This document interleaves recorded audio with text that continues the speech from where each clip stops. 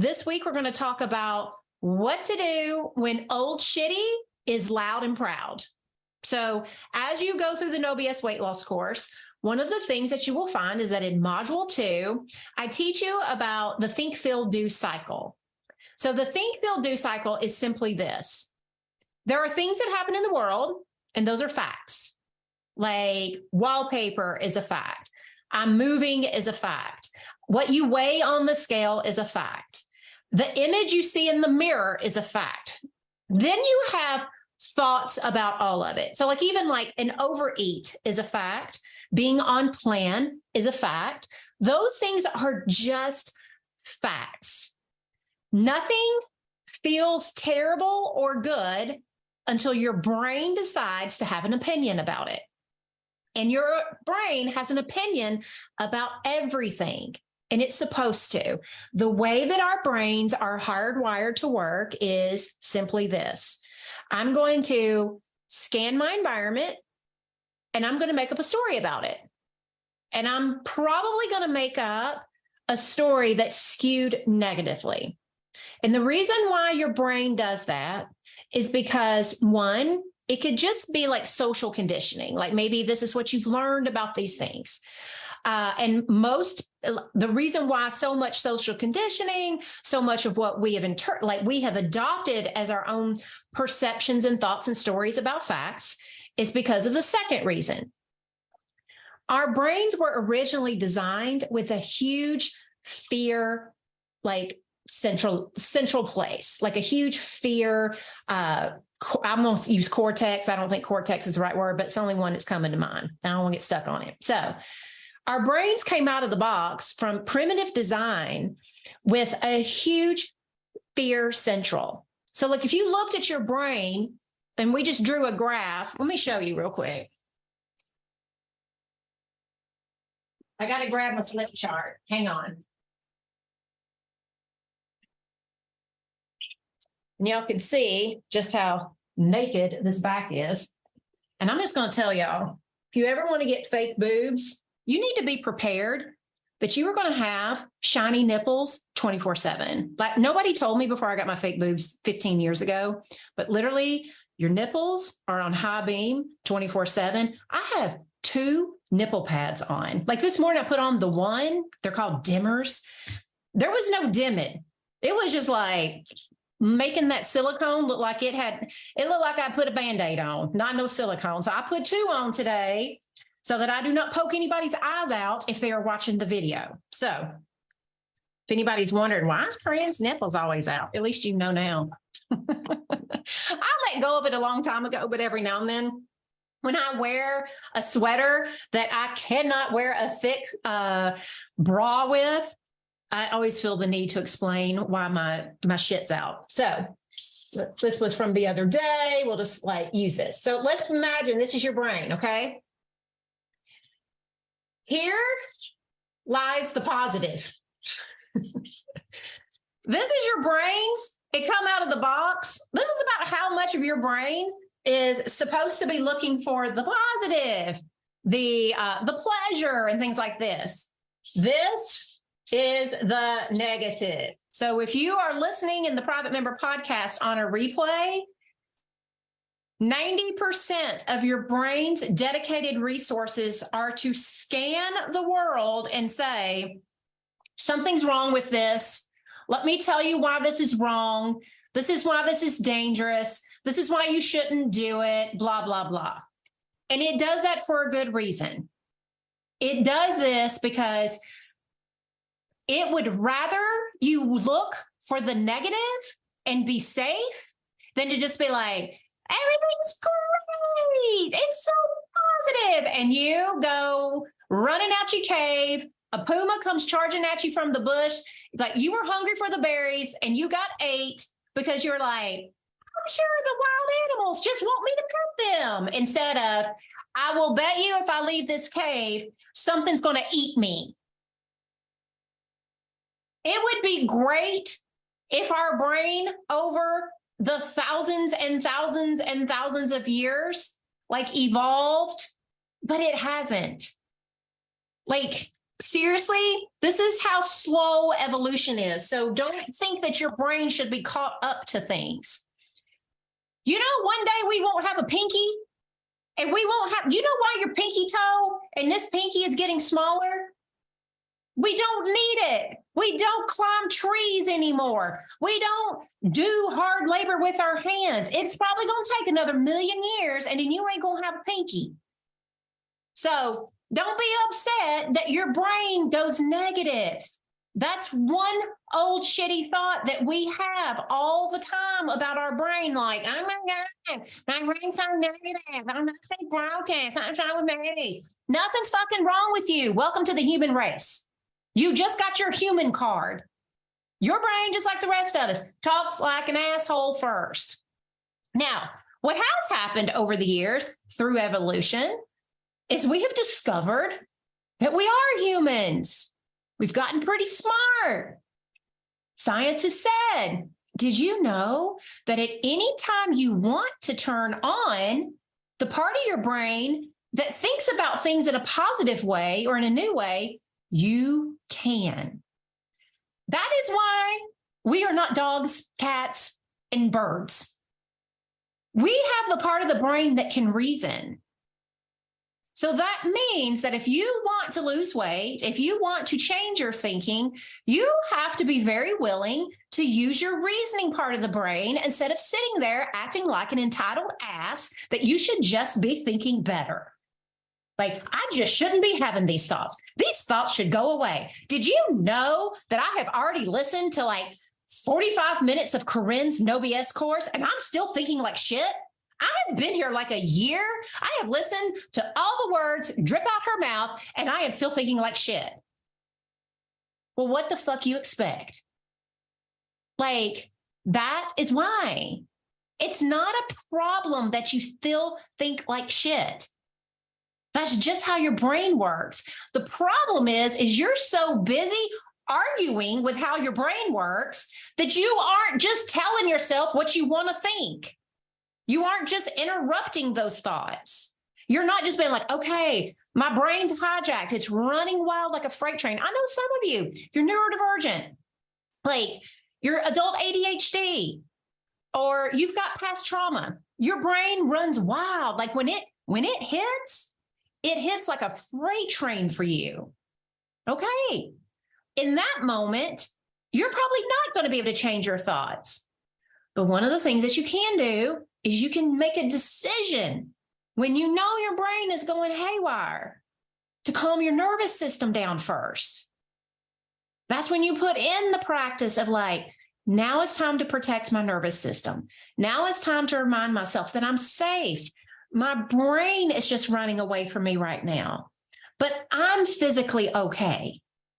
So this is important because in the Think, Feel, Do cycle that I teach you in module 2, it's all about, we are going to figure out like the way the world works is facts. Facts happen all the time. And then I have a thought about it. And however I decide or my brain automatically offers up in the moment, that's what I'm going to feel. And whatever I feel dictates what I will do or not do in that situation. So it's not the facts ever making me do anything. If someone brings free donuts in, that doesn't make you eat. If your partner is not supporting you, that doesn't make your weight loss harder. Your thought is, my partner doesn't support me. So I feel hopeless, unsupported, unloved. And when I'm feeling unloved, I don't support me. I eat. I do these other things, and then I blame it on them. Instead of when your partner's not supporting you, take a wild guess what you could think. This is the opportunity I have to finally learn how to support myself. This is my chance. Like as much as I would like for them to support me, at the end of the day, if I don't support me, none of this matters anyway. There's always options for how we think, feel, and do.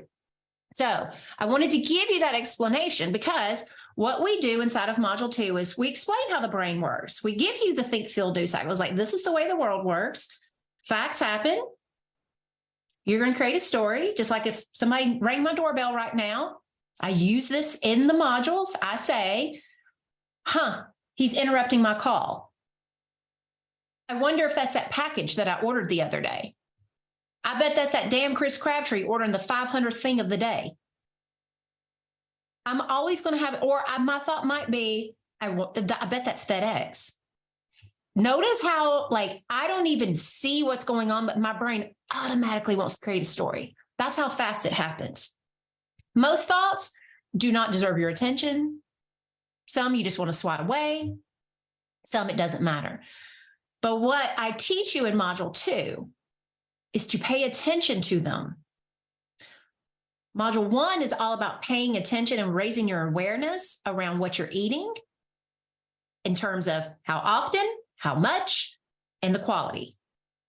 Like when we write our 24-hour plan, we're becoming aware of what our likes and desires are, what we want to be able to lose weight eating.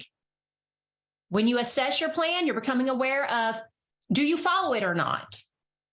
Was that plan good for you or not for the day? You learn from it. When we do hunger and enough, that's you learn how to pay attention to your body. That's raising the awareness of your body, raising the awareness of your cues, raising awareness of what works for you and what is going to be something you got to work on in No BS. That's why you're here. You're here to work on the problems that other diets couldn't solve. You're not here to lose weight. All of you, I want you to hear this. You are not here to lose weight. You're here to solve the problems that you've never had solved in other weight loss programs so you can lose weight and keep it off. That's very different. If you're just here to lose weight, you're going to be looking for a quick fix. You're going to be like, where's my meal plan? Why ain't I got a recipe page on the website? You're going to be looking for regular old ass diet tactics. I don't give you those things for a reason. You don't need them. You shouldn't pay $59 a month to get recipes from us. You shouldn't pay $59 to get a meal plan from us. You know what you should pay $59 for? Figuring out how to solve all the things that you can go. Like if you want recipes and you want meal plans, go to Pinterest, fucking free. But while you're here, figure out how you're going to make sure you follow it. How you're going to remove all the obstacles in your brain. How you're going to think different. You don't need that shit from us. So then we give you the 4 N's because you're going to find a lot of old shitties. That's what module 2 is all about. When you raise all the awareness of what's working and what's not, how you're eating, how you're following your plan, if you're following your plan, how often you stop at enough, how often you do doable hunger, all the things, guess what?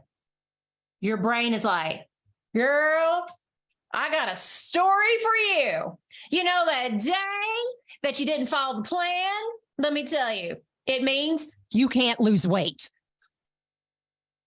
So when you raise the awarenesses around how you show up, now next stage is you raise the awareness around how you think about all of it. And how you think will dictate how you start showing up for yourself. So then in module 2, we teach you, how do you watch your thoughts? How do you raise the awareness of how do you speak to yourself? What stories do you create around all of it? Because whatever the story is, the story, the thought will cause feelings that drive what you do or do not do. So if we want to show up better, if you want to show up differently, you have to change how you think. Too many of you have spent your entire diet life trying to change your story or your facts. You're real busy switching diets. You're real busy looking for that final answer that like I'm telling all of you, there is no diet that you're ever going to try that will fix your brain. The only way your brain will get fixed is when you're willing to work on it. And that's why we have module 2. So as you raise that awareness of your thoughts, here's what happens. It sounds great. You're like, yeah, that's a shitty thought. Oh my God, here they all are. Now, I teach you to stay out of judgment. I teach you there's only one Judge Judy in the world. She gets paid a lot of money to be her. Nobody's paying you to be Judge Judy of your brain. So if nobody's going to pay you to be a Judge Judy, don't do it. Waste of time. So when we start all this thought work, the very first thing we have to do is do not sabotage yourself by hearing all the negative Nancy crap that's going to go on in your brain, and then tell yourself shit like, I shouldn't think this. This is bad thoughts. Never going to be able to lose weight doing this. You cannot do that. So let's just pretend that you don't do that. And you come up with, use the 4 N's. You're like, Corinne, changing my life. I'm doing the 4 N's. I finally understand why I think the way I do. This is amazing. I have got the world's best next thought. I went to ask coaches. I went to the Facebook group. Everybody gave me things. Feel great. This is going to work like it's clicking. Then 2 days later, old shitty's back. He's like, hey, you know all those thoughts you found? Hey, I'm back. I didn't go nowhere. You half-ass whacked your ass. Here I am stinking up the joint one more time. And you're like, fuck me. I had enlightenment. I listened to videos. Like, I did the things. Why is he back? He shouldn't be here. Oh my God. And let me just tell you, I watch for my elders, like my new people, y'all are probably like, okay, I could see that after a couple of weeks, my 42 years of negative thinking probably isn't going to change about my body. It seems reasonable that I'd still have these shitty ass thoughts. You're like willing to work on it. My elders, y'all decide there's like this certain amount of time that you're going to be in the no BS. And then I now have what's called the entitlement card. I am in the entitlement class of my thoughts should be more pure. My thoughts shouldn't be like this by now. Y'all ain't entitled to jack shit. They'd be like your kids telling you, like I'm entitled to not do my homework because I've been doing, I'm a junior now, and I've kind of been showing up every day since kindergarten. I did my coloring and my ABCs. I memorized my state capitals, times tables. Here I am, a junior in high school. I am entitled to take a break from the homework. No, you ain't. Nobody's entitled to anything. You know what we are? We're either willing to keep working on it, or we're going to frustrate ourselves thinking it should be different. Now, I'm a big believer nothing should fucking be different. Whatever's the best thing I ever told myself is whatever's happened, don't should on yourself. If something's happened, it's a fact.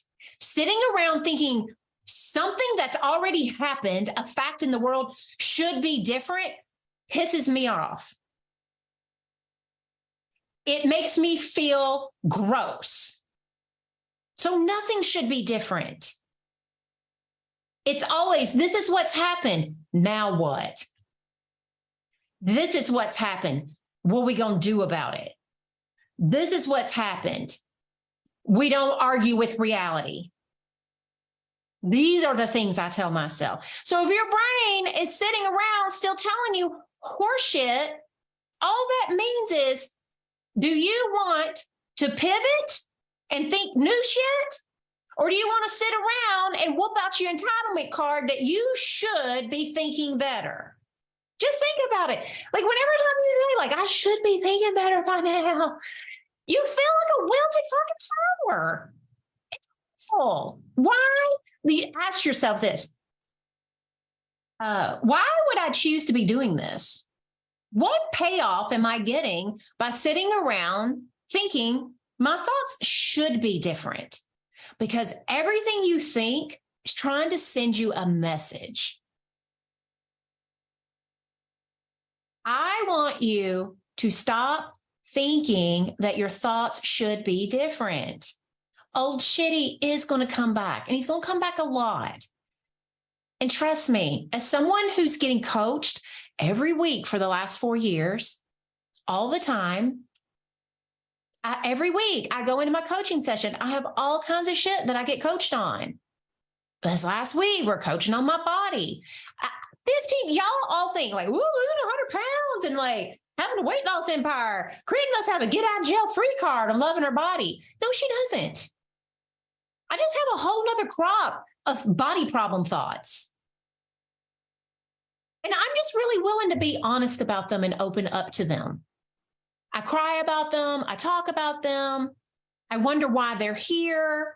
I wonder what they could be telling me about the next version of me. I do all of that stuff, but I don't sit around and think I shouldn't. Just think about this. For all of you who think you shouldn't talk negatively yourself, you shouldn't think negatively about your body. Why wouldn't you in this world? Like, I just always give myself some grace. We live in a world that is so body focused. Short of putting your head in the sand and never reading a magazine, never going on social media, never watching television, never going to the grocery store, you're going to be bombarded with societal imagery and messaging about what a woman's body should be. So I just always keep that in mind. And when I keep that in mind, I don't have to get mad at the system. I just get really aware that the system is at play and that my brain might be latching on to it. It would make sense that I would think these things. It's probably my brain not saying I should look like that. It's my brain saying, hey, have you taken time to figure out how you want to look? Are you scared to put your stake in the ground on this is the body you love? Why do you want to hang on to this up? Those are the questions I ask myself all the time. So let's talk about like old shitty. He's going to come in and old shitty is like, I just want y'all to think about him. He's like your default way that you are going to interpret those facts in the world. So one of three of the things that I hear y'all say the most is like, I'm never going to quit thinking this. I'm never going to get this. This won't work for me. I can't have what I want. Like y'all have a lot of automatic thoughts that will be coming up that all of you can probably relate to. I can't lose weight because I never have. Dinner's going to be really hard for me. It's going to be hard to stop it enough. We just have lots and lots and lots of thoughts that come up. But what I want to do is I want all of you to do this. I want you to think about what is your go-to. I can't, it's hard for me. This should be different. What is kind of like your flavor of an old shitty that just keeps coming back over and over again? And for some of you, it may even be things like this. This won't hurt. We'll start tomorrow. A little bit more will be okay. You've been so good today. Some old shitties are very sexy. Some old shitties like just feel good when you hear them. They offer a little relief. Some old shitties are straight up a slap in the face. I'm not good enough, says Andra. Just one more bite. I can't lose weight doing the 4 basics. That's a common one. A lot of us think I can't lose weight doing the 4 basics. We sit around not doing them, and then we wonder why we're not losing weight. And we're like, oh, it must be because the 4 basics aren't good enough. So I suck. I'm so tired of this. I can start over tomorrow. These are really good. All right. I'm too old. Another thing you're going to fail at. So tons. Oh, here's another good one. I can't lose weight enjoying food I like. So a lot of us are going to have recurring thoughts. And let me just tell you, they're going to feel awful true. I always say that just because something feels true doesn't make it true. I want to repeat that. Just because these thoughts feel true does not make it true. It makes it one interpretation that you are having in this moment. Now, one of the things that I would do is I would take whatever your most prevalent version of old shitty is, put it through the 4 ends. You've already got the hard part done, which is notice. For most people, noticing the recurrent thought can be the hardest thing to do because we get so used to not listening to ourselves. Then I want you to normalize it. Normalizing is the part where we release the Judge Judy. Normalizing is where you ask yourself, there has to be a good reason why my brain thinks this. I wonder what it is. Sometimes it's because somebody told us this. It makes sense that my brain would say, I'm not good enough, because I remember as a child often bringing home good grades and not getting kudos. For example, this is not the reason why I think I have a big not good enough story. I think mine has more to do with my father. But speaking of grades, when I was little, I did make good grades effortlessly. My brother, not so much. My brother really struggled in school. It was really hard for him. Probably had ADHD undiagnosed, but just really struggled in school. And my mom, literally, it was like he got all the attention for it. Like I would bring home good grades. You'd hear nothing about being on the honor roll. It was almost like for my mother, I am sure, like when I look back on it, it was like, oh, thank God, at least one kid got their shit together. Because she was so worried my brother was always going to flunk. My brother was always like C's and D's and barely passing and stuff. And so I am sure now as an adult, now that I've thought about why, do I have this desire to be seen? Why do I want people to love me and stuff so bad?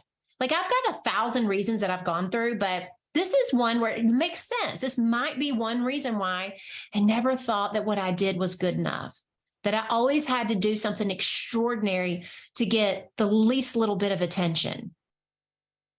So look back and figure out, why might it be normal that as an adult, you still think this? And a lot of times in the normalizing, you're going to be looking at your childhood. Sometimes for a lot of you who think, let's take the 4 basics aren't good enough. The 4 basics are not going to that's not going to be enough for me to lose weight. It's probably because you're very conditioned that every time you've ever lost weight, you had to do something incredibly hard. You had to do something very restrictive, very depriving.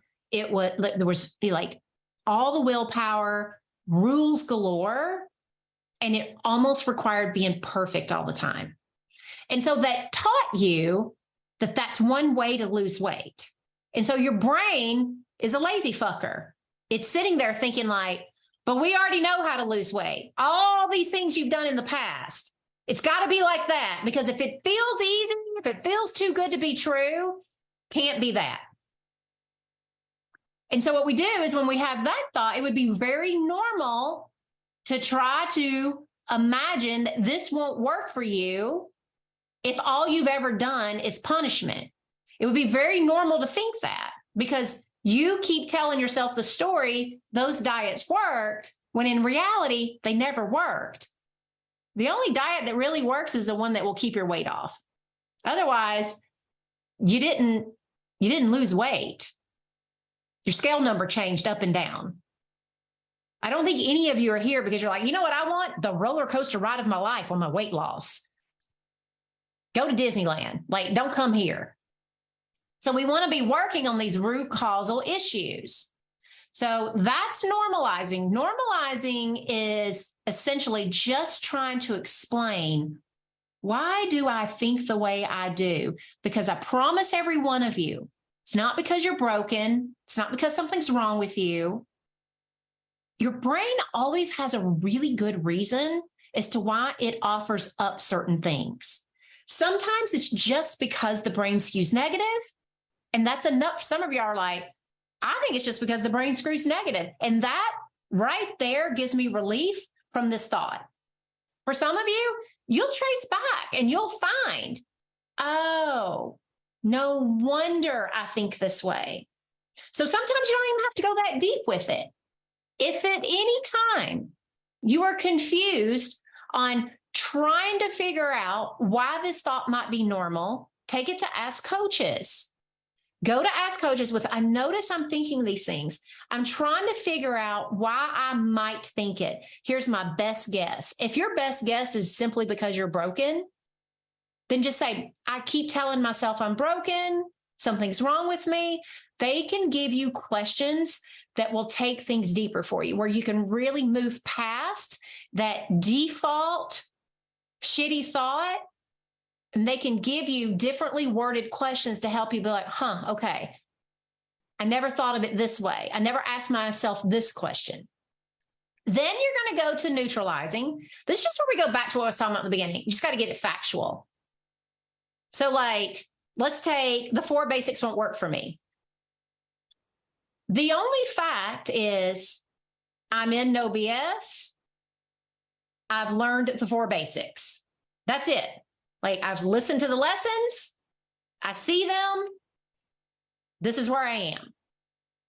All of this, it won't work for me. They're too hard. They're confusing. Whatever, I'm no good at them.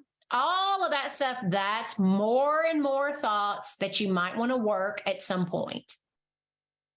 So we go back to just remembering and taking a deep breath. This is all that's happening. I want to give you some power thoughts for the next best thought, because one of the things that I noticed that y'all do is when you first hear all of this information and you go to the next best thought, your next best thought is like, the 4 basics are totally going to work for me, or the 4 basics are the best way to lose weight. It's like you tell yourself something that does not ring an ounce of truth to it. I want to tell you, when you go to the next best thought, I want you to be thinking about, it's got to be something that a small part of me says, yeah, I can get behind that. It doesn't have to totally solve the original thought.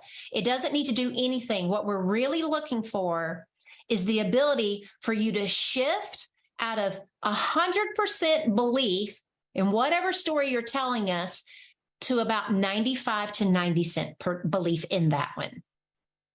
When you crack the door open to something else being as equally as true, here's what happens.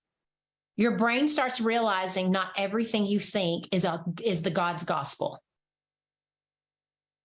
It starts thinking like, okay, if it's not 100% true, other things can be. And the moment you land on any thoughts that feel a little better, your brain is very attracted to want to go to those thoughts in the future. Now, here's the problem. You still have a lot of neurons in your brain, neurological paths well grooved for your old automatic thinking, because you have told yourself it, imagine, thousands or millions of times. Like if your thought is I'm not good enough, that is probably a thought that got practiced millions of times over and over again, loudly and subtly.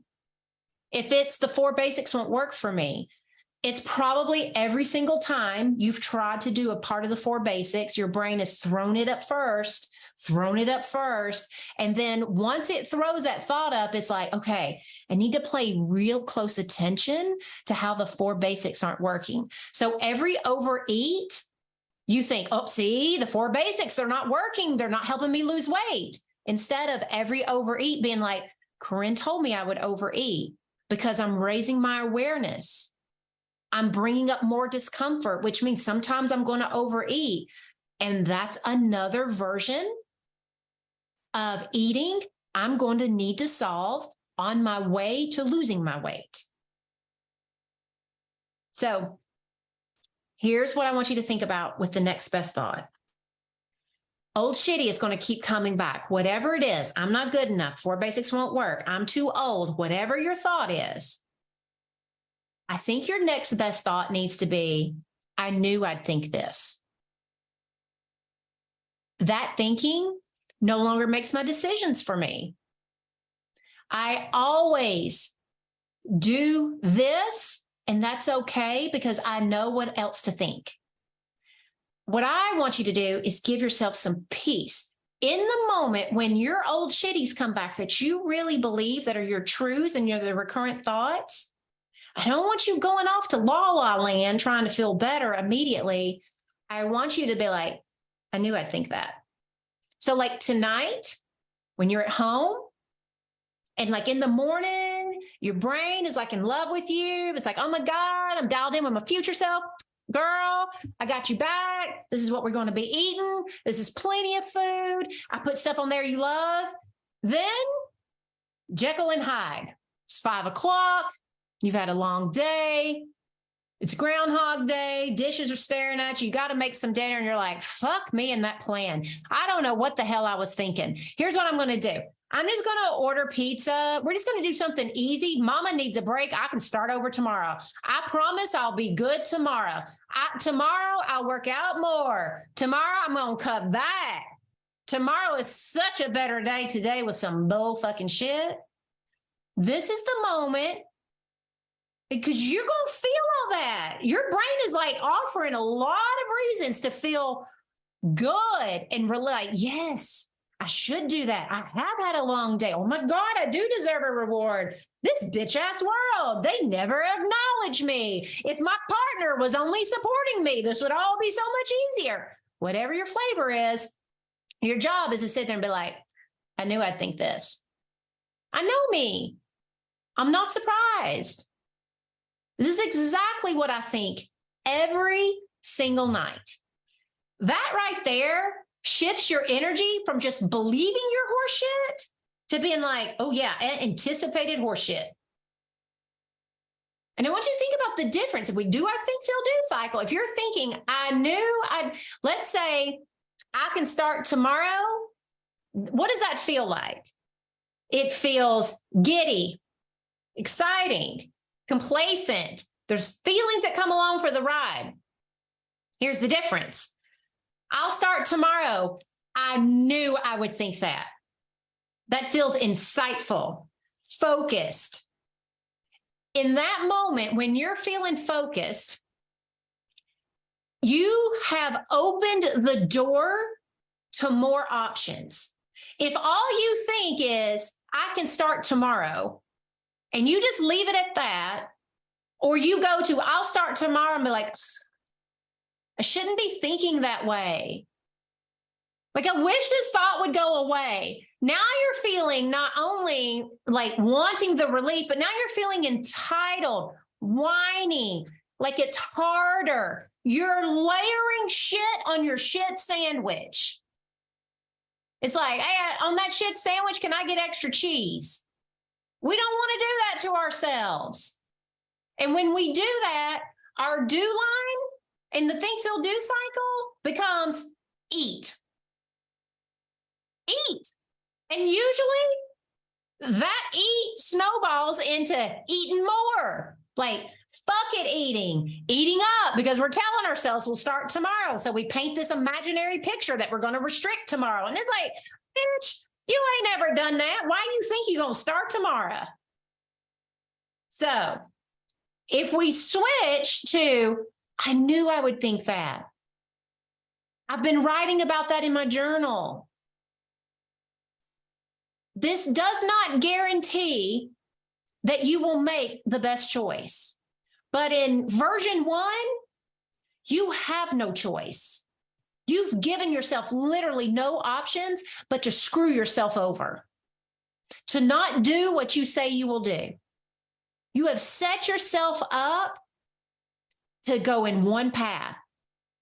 I want you to get used to this. And this is what's powerful. When you go with, I knew I would think that, anything in that realm. Oops, left out some words. I knew I would think that. Now you've got two paths. Big Sexy is going to be over here with, eating, kicking the can down the road, and tomorrow. It's like 50% now sitting there. But you now have the 50% of, can I just, those things that we talked about, can I just eat what's on my plan? Can I just order Uber Eats, but get a salad instead of a pizza? It opens the door to making a better decision than if you go all in on the shitty one. If you say, I knew I would think that. For some of you, just stay on plan. You're not caught off guard and you're not whining. You have the emotional bandwidth to do what you say you would do. If you do, I knew I would think that, you might compromise. Lessening fuck it eats. Staying more engaged while you eat. Whatever it is. So I want y'all to think about when we decide, all right, old shitty is just going to keep coming back over and over and over again. That is okay. That is no longer a problem. He's not supposed to go away for a long time. And when I use things like, I knew that would happen, I knew I would think this, that's okay. I think this very often. I can still make a better decision. This is not a game ender. This is like none of the things that I tell myself. Then guess what? You've now opened yourself up to new options. And this is how we lose weight. Not from being perfect, but at least giving yourself 50-50 chance of going in the right direction. And the more you do this, the more this 50% starts getting better and better and better, louder and louder and louder. And the reason why is because every time you follow through on this, your job is not to say, well, I half-assed it. Your job is to say, I am making improvements every day. I am getting better at this. I bet the 4 basics will work. I'm figuring out one step at a time how to make them work. And the more you do that, the more you start changing. And then guess what? The more this starts happening and your mind starts watching you and be like, well, she doesn't like go to the shitter every night anymore. She like tells herself this stuff, stays on plan, feels proud. The next day, she's doing her assessment. She's so excited that she was able to break her cycle, that she was able to do a little bit better. Guess what your brain wants to do? It starts wanting to think in a way that takes you down a path that feels good. And that's what we ultimately want. The main thing for all of you is I just want you to stop feeling like something's going wrong simply because old shitty's not going away.